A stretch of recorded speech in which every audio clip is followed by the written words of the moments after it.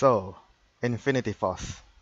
It's a crossover show. It's a crossover between some tokusatsu and sentai show.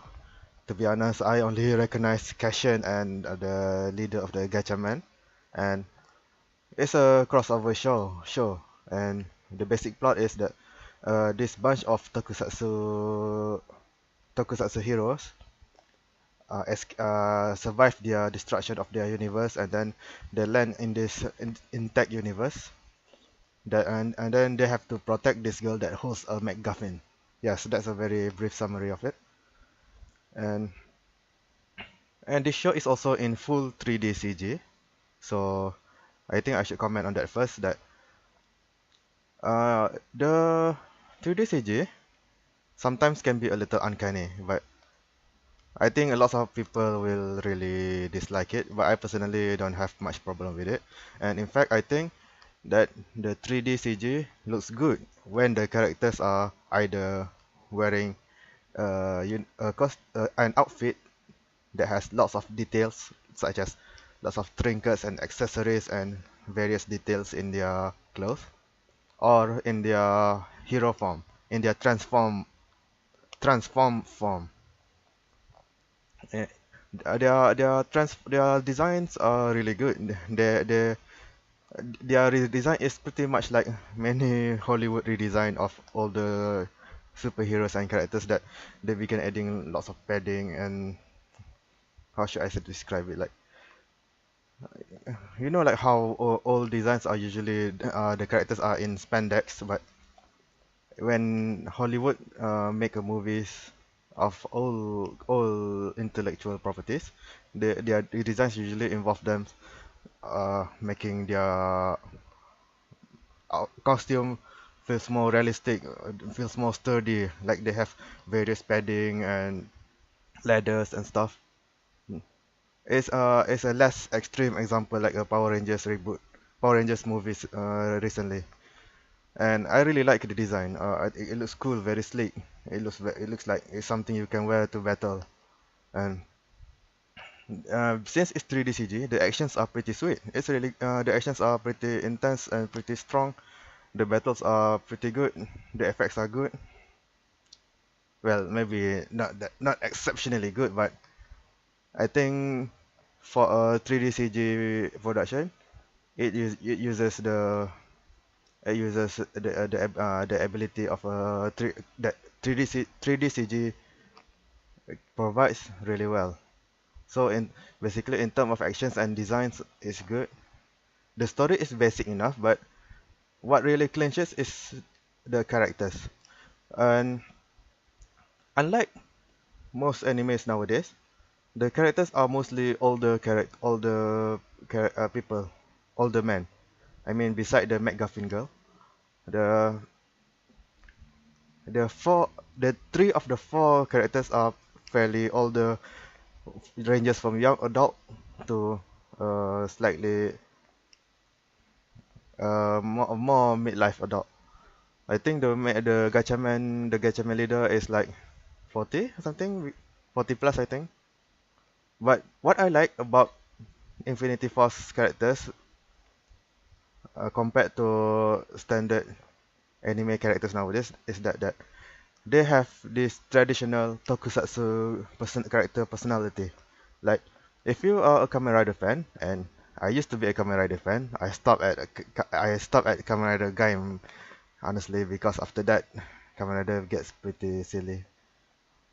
And tokusatsu heroes, the hero are usually very brave, very stoic, very manly to summarize. And unlike the more modern tokusatsu characters, they are usually younger male, and they are usually angstier and whines more and lacks the manliness of older heroes. And in Infinity Force, the characters are manly. They are brave and they are hard-headed, but they are not naive. I mean, like they face the destruction of their world, but then when they see there is an opportunity to correct things, as in they found the MacGuffin girl and they try to protect it, they become very strong hearted.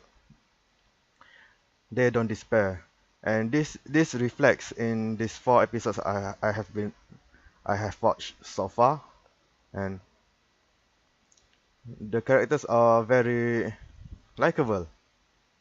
I like the quirk of the old man. I think the younger male characters, the more cool kind is pretty cool.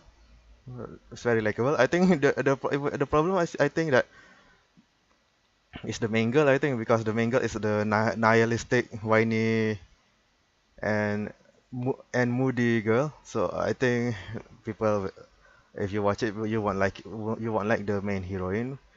But the male characters are really awesome. I really like it, and they fight there is one moment where the one of the male characters discovered that the person he's been working with is actually the exactly the evil person he's been looking for, and he did not despair. He was disappointed, but he did not become angsty. So he fought back. He fought back. This manly personality is something that I really wants to be in more modern anime. It's not just manly. It's more. I mean, I think the word is stoic. Yes, even facing hardship, but they know that they have the ability to confront it. They did not despair. They did not complain.